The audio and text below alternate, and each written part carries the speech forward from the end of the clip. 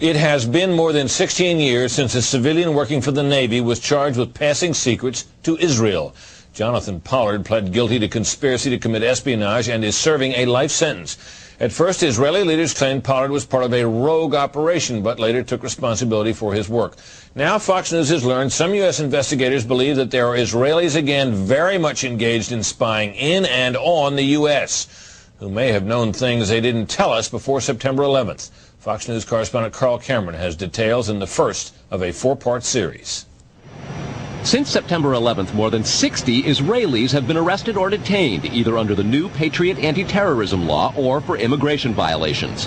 A handful of active Israeli military were among those detained, according to investigators, who say some of the detainees also failed polygraph questions when asked about alleged surveillance activities against and in the United States.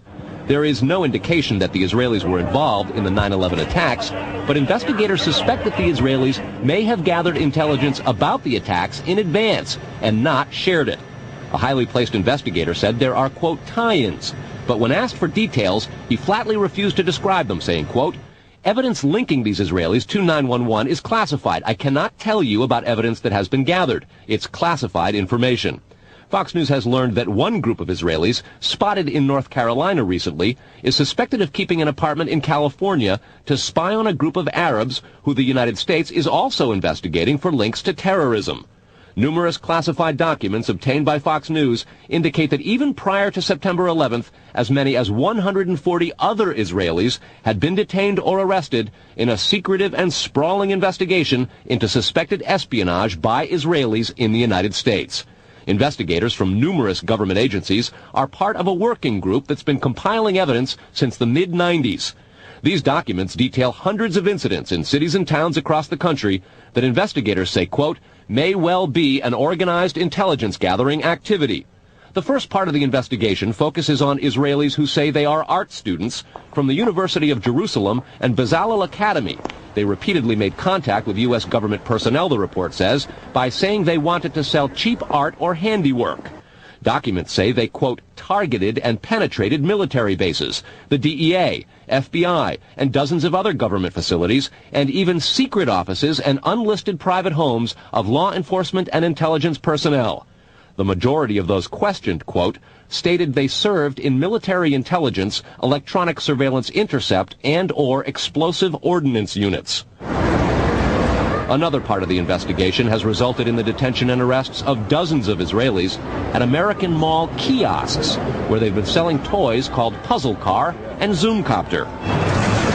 Investigators suspect a front. Shortly after the New York Times and Washington Post reported the Israeli detentions last month, the carts began vanishing. Zoomcopter's webpage says, we are aware of the situation caused by thousands of mall carts being closed at the last minute. This in no way reflects the quality of the toy or its saleability. The problem lies in the operator's business policies. Why would Israelis spy in and on the U.S.? A General Accounting Office investigation referred to Israel as Country A and said, quote, according to a U.S. intelligence agency, the government of Country A conducts the most aggressive espionage operation against the U.S. of any U.S. ally. A defense intelligence report said Israel has a voracious appetite for information and, quote, the Israelis are motivated by strong survival instincts which dictate every facet of their political and economic policies. It aggressively collects military and industrial technology, and the U.S. is a high priority target. The document concludes, quote, Israel possesses the resources and technical capability to achieve its collection objectives. A spokesman for the the Israeli embassy here in Washington issued a categorical denial, saying any suggestion that Israelis are spying in or on the U.S. is, quote, simply not true. There are other things to consider, and in the days ahead, we will take a look at the U.S. phone system and law enforcement's methods for wiretaps, and an investigation into the possibility that both have been compromised by our friends and allies overseas. Brett? Carl, what about this question of advanced knowledge of what was going to happen on 9/11? How clear are investigators that some Israeli agents may have known something? Well, it's very explosive information, obviously, and there's a great deal of evidence that they say they have collected, none of it necessarily conclusive. It's more when they put it all together. A bigger question, they say, is how could they not have known? Almost a direct quote, Brett. Yeah, this going to the fact that they were spying on some Arabs, right? Correct. All right, Carl, thanks very much. We reported on the approximately 60 Israelis who had been detained in connection with the September 11th terrorism investigation. Carl Cameron reported that U.S. investigators suspect that some of these Israelis were spying on Arabs in this country and may have turned up information on the planned terrorist attacks back in September that was not passed on. Tonight, in the second of 4 reports on spying by Israelis in the U.S., we learn about an Israeli-based private communications company for whom a half dozen of those 60 detained suspects worked. American investigators fear information generated by this firm may have fallen into the wrong hands and had the effect of impeding the September 11th terror inquiry. Here's Carl Cameron's second report. Fox News has learned that some American terrorism investigators fear certain suspects in the September 11th attacks may have managed to stay ahead of them by knowing who and when investigators are calling on the telephone. How? By obtaining and analyzing data that's generated every time someone in the U.S. makes a phone call. What city and state, please? Here's how the system works. Most directory assistance calls and virtually all call records and billing in the U.S. are done for the phone companies by Amdocs Limited, an Israeli-based private telecommunications company. Amdocs has contracts with the 25 biggest phone companies in America and more worldwide. The White House and other secure government phone lines are protected, but it is virtually impossible to make a call on normal phones without generating an Amdocs record of it. In recent years, the FBI and other government agencies have investigated Amdocs more than once. The firm has repeatedly and adamantly denied any security breaches or wrongdoing. But sources tell Fox News that in 1999, the super-secret National Security Agency, headquartered in northern Maryland, issued what's called a top-secret, sensitive, compartmentalized information report, TSSCI, warning that records of calls in the United States were getting into foreign hands, in Israel in particular. Investigators do not believe calls are being listened to, but the data about who's calling whom and when is plenty valuable in itself. An internal Amdocs memo to senior company executives suggests just how Amdocs generated call records could be used. Quote, widespread data mining techniques and algorithms, combining both the properties of the customer, like credit rating, and properties of the specific behavior such as whom the customers are calling. The Amdocs memo says the system should be used to prevent phone fraud, but U.S. counterintelligence analysts say it could also be used to spy through the phone system. Fox News has learned that the NSA has held numerous classified conferences to warn the FBI and CIA how Amdocs records could be used. At one NSA briefing, a diagram by the Argonne National Lab was used to show that if the phone records are not secure, major security breaches are possible. Another briefing document said, quote, it has become increasingly apparent that systems and networks are vulnerable. Such crimes always involve unauthorized persons or persons who exceed their authorization, acting on exploitable vulnerabilities. Those vulnerabilities are growing because, according to another briefing, the U.S. relies too much on foreign companies like Amdocs for high-tech equipment and software. Quote, many factors have led to increased dependence on code developed overseas. We buy rather than train or develop solutions. U.S. intelligence does not believe the Israeli government is involved in a misuse of Amdocs information, and Amdocs insists that its data is secure. What U.S. government officials are worried about, however, is the possibility that Amdocs data could get into the wrong hands, particularly organized crime, and that would not be the first time that such a thing has happened. Fox News has documents of a 1997 drug trafficking case in Los Angeles in which telephone information, the types that Amdocs collects, was used to, quote, completely compromise the communications of the FBI, the Secret Service, the DEA, and the LAPD. And we'll have that and a lot more in the days ahead, Brett. Carl, I want to take you back to your report last night on those 60 people who were Israelis who were detained in the anti-terror investigation, and the suspicion that some investigators have that they may have picked up information on the 9/11 attacks ahead of time, not passed it on. There was a report, you'll recall, that the Mossad, the Israeli intelligence agency, did indeed send representatives to the U.S. to warn just before 9/11 that a major terrorist attack was imminent. Why does that not? How does that leave room for the lack of a warning? Well, I remember the report, Britt. We did it first internationally right here on your show on the 14th. What investigators are saying is that that warning from the Mossad was nonspecific and general, and they believe that it may have had something to do with the desire to protect what are called sources and methods in the intelligence community. The suspicion being perhaps those sources and methods were taking place right here in the United States. The question came up in the Select Intelligence Committee on Capitol Hill today. They intend to look into what we reported last night, and specifically that possibility. Brett? So, in other words, the problem wasn't the lack of a warning. The problem was lack of useful details. Quantity of information. All right, Carl, thanks very much. Coming up next, Israeli-based company called Amdocs that generates the computerized records and billing data for nearly every phone call made in America. As Carl Cameron reported, U.S. investigators digging into the 9/11 terrorist attacks fear that suspects may have been tipped off to what they were doing by information leaking out of Amdocs. In tonight's report, we learned that the concern about phone security extends to another company founded in Israel that provides the technology that the U.S. government uses for electronic eavesdropping. Here is Carl Cameron's third report. The company is Comverse Infosys, a subsidiary of an Israeli-run private telecommunications firm with offices throughout the U.S. It provides wiretapping equipment for law enforcement. Here's how wiretapping works in the U.S. Every time you make a call, it passes through the nation's elaborate network of switchers and routers run by the phone companies. Custom computers and software made by companies like Comverse are tied into that network to intercept, record, and store the wiretapped calls, and at the same time transmit them to investigators. The manufacturers have continuing access to the computers so they can service them and keep them free of glitches. This process was authorized by the 1994 Communications Assistance for Law Enforcement Act, or CALEA.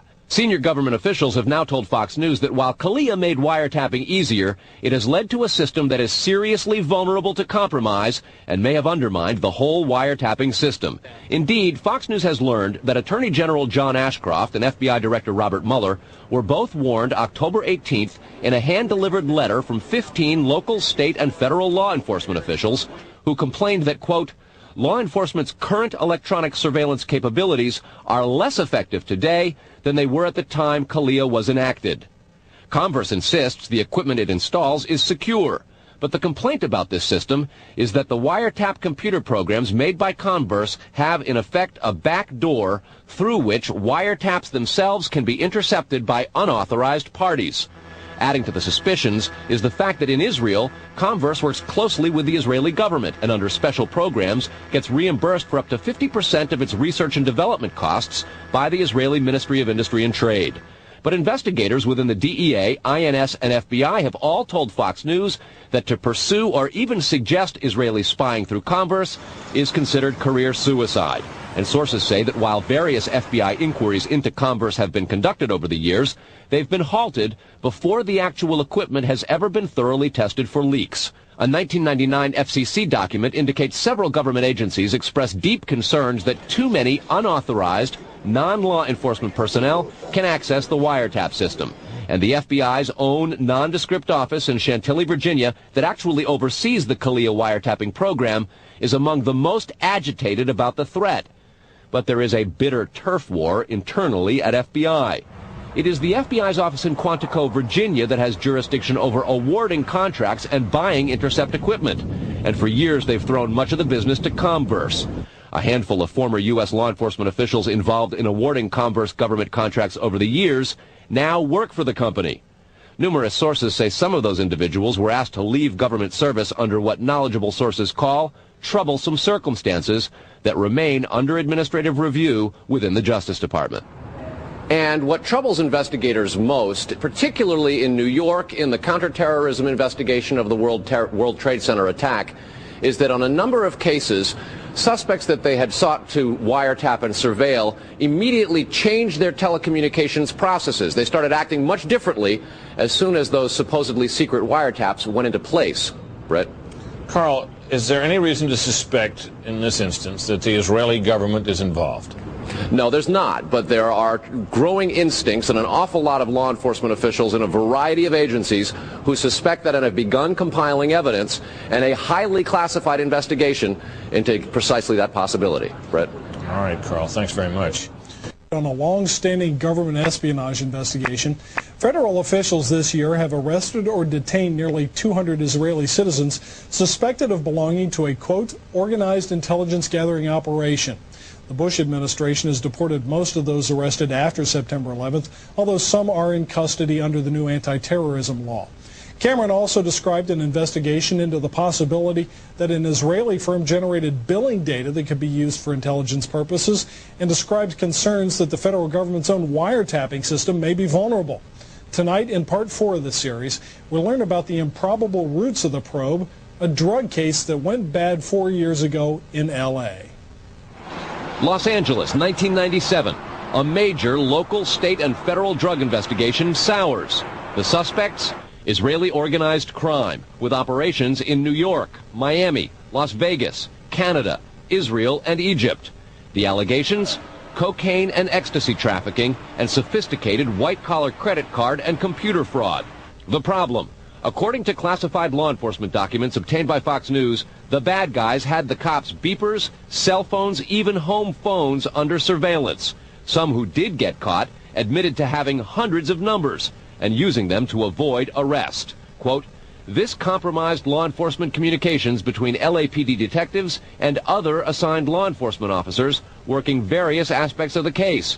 The organization discovered communications between Organized Crime Intelligence Division detectives, the FBI, and the Secret Service. Shock spread from the DEA to the FBI in Washington and then the CIA.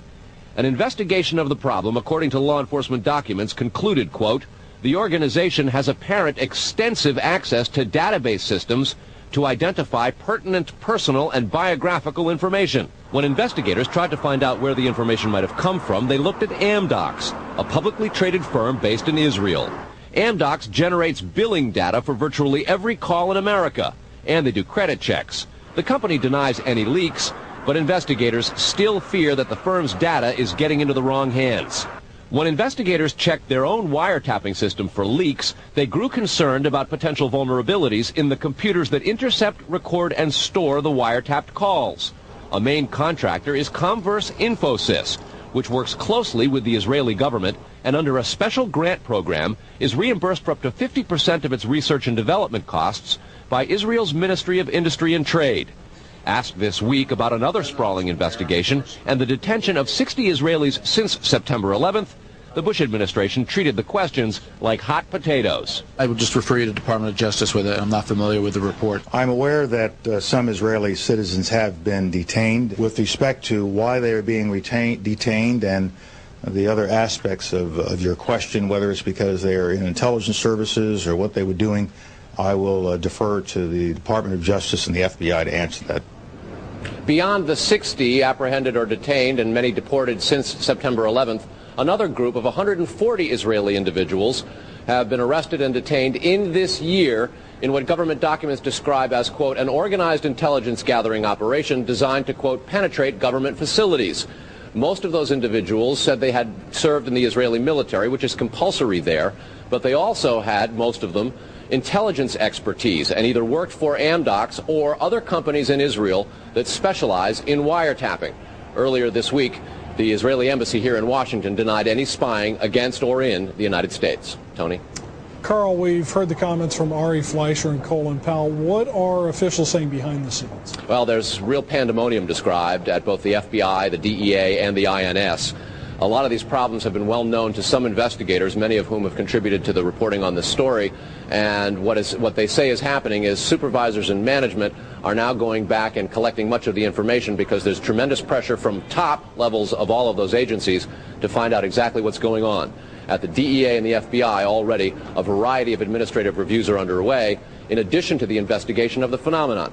They want to find out how it is that all this has come out, as well as be very careful because of the explosive nature and very political ramifications of the story itself. Tony? All right.